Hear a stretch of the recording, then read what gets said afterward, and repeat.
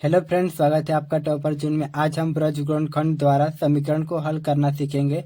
तो चलिए प्रश्न को शुरू करते हैं। तो हम लोग का प्रश्न है, समीकरण निकाय 7x-2y बराबर 3 और 22x-3y बराबर 16 को ब्रजगुणन खंड विधि से हल करें।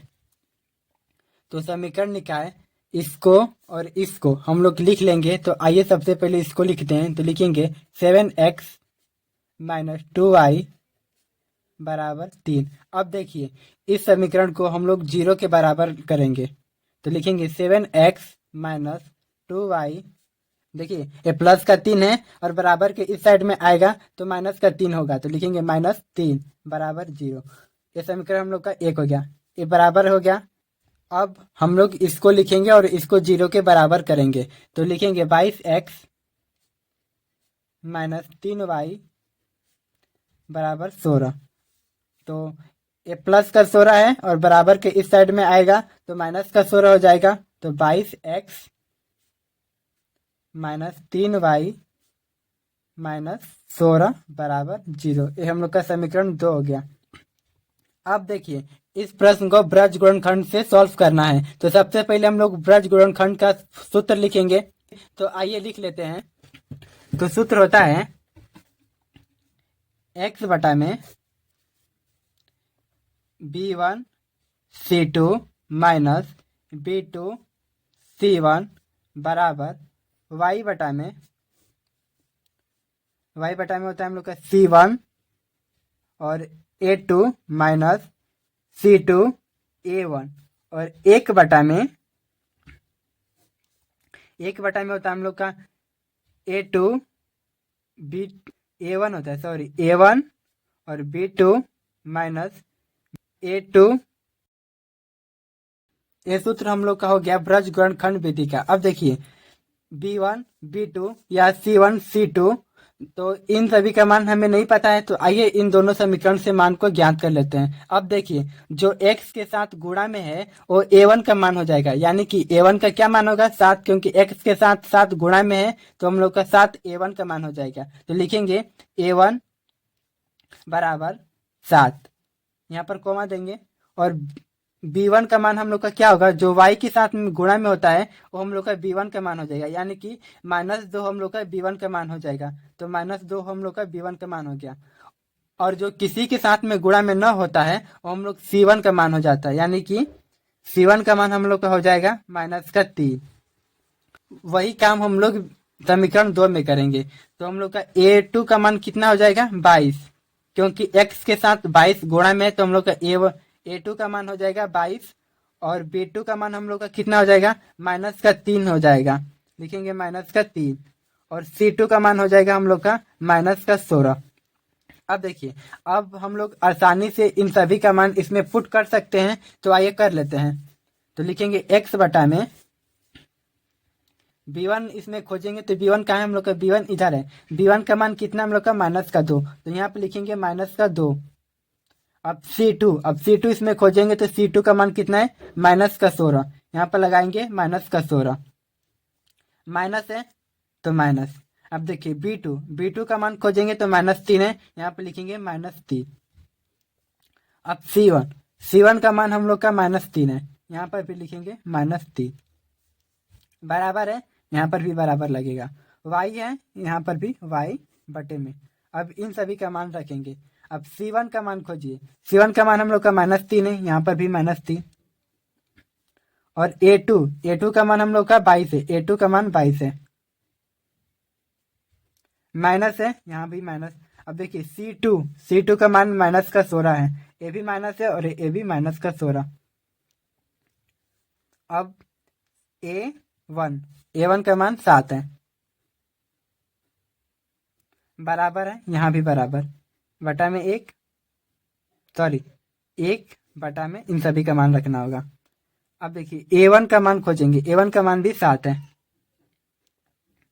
और b2 का मान कहाँ है, b2 का मान -3 है, यहाँ पर लगाएंगे -3, माइनस है, यहाँ भी माइनस। अब a2 का मान 22 है, यहाँ भी 22।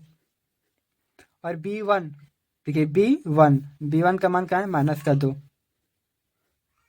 अगर आप लोग इसी तरह मान रखिएगा तो आप लोगों को मान रखने में गलती नहीं होगा। तो आइए इन सभी का गुणा कर लेते हैं। तो x बटा में, अब देखिए इसका इसमें गुणा करेंगे, यानी कि 2 में और 16 का गुणा करेंगे तो 16 दूना के 32 होता है। माइनस माइनस प्लस हो जाएगा, यानी कि प्लस का 32 होगा, तो यहाँ पे लिखेंगे 32। माइनस है माइनस। अब देखिए -3 में और -3 में गुणा करेंगे तो प्लस का 9 होगा, तो प्लस का 9 लिख देंगे। ये माइनस पहले से माइनस भी है, बराबर बराबर। अब इसको सॉल्व करेंगे तो y बटा में, अब इसका इसमें गुणा करेंगे तो माइनस का 3 और 22, माइनस का 3 और 22 में गुणा करेंगे तो हम लोग का आएगा माइनस का 66 आएगा। माइनस है माइनस। अब देखिए माइनस का 16 और 7 में गुणा करेंगे आएगा 112, यानी कि माइनस 112 आएगा, और माइनस यहाँ भी है तो माइनस माइनस हो जाएगा हम लोग का प्लस। प्लस का 112 हो जाएगा, 112 हो जाएगा, प्लस का 112, सॉरी एक कुछ नहीं है,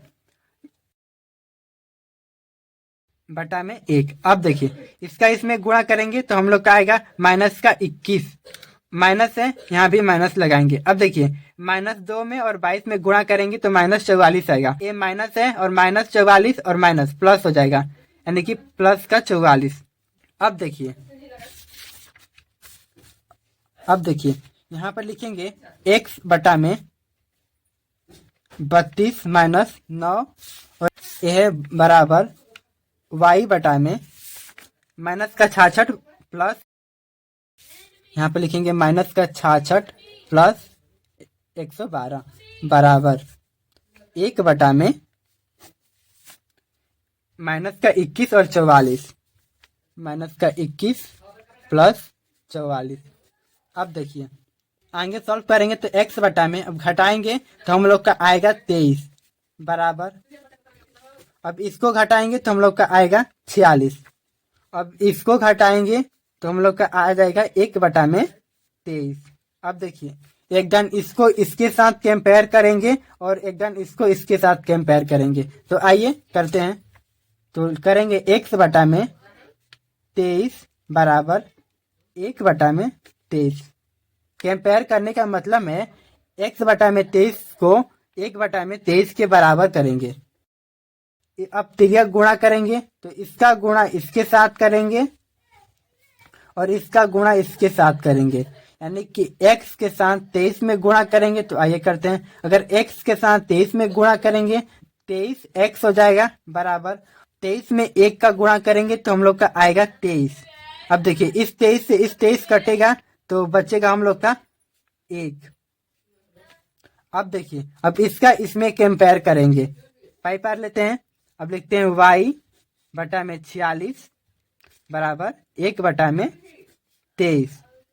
अब देखिए फिर से तिर्यक गुणा करेंगे, यानी कि y का गुणा 23 में होगा और 46 का गुणा 1 में होगा, और y का गुणा 23 में होगा तो हम लोग का आ जाएगा 23y बराबर यहाँ पर आ जाएगा 46। अब देखिए y है तो y और एक गुणा में है और बराबर के इस साइड में आएगा तो भागा में हो जाएगा, यानी कि 23। अब दोनों कटेगा कितने दान में, 2 दान में, यानी कि y का मान कितना आ गया 2 और ये x का मान हम लोग का 1 आ गया। हम लोग का x का मान आ गया 1 और y का मान आ गया 2। तो हम लोग ब्रज गुणनखंड द्वारा हमने प्रश्न को सॉल्व कर लिया। आप लोग एक बात ध्यान रखिएगा, आप सभी तभी प्रश्न को सॉल्व कर सकते हैं जब इस सूत्र को आप लोग याद रखिएगा। इस सूत्र को आप लोग किसी हाल में याद कर लीजिए, क्योंकि ये सूत्र बहुत ही ज्यादा इम्पोर्टेंट है। अगर ये सूत्र आप लोग याद नहीं करते हैं तो आप लोग इस विधि से सवाल को सॉल्व नहीं कर सकते हैं। तो आप लोग इस सूत्र को लिख लीजिएगा और याद कर लीजिएगा। अगर आपको वीडियो अच्छा लगा होगा तो वीडियो को लाइक करें और ऐसे ही वीडियो के लिए चैनल को सब्सक्राइब करें।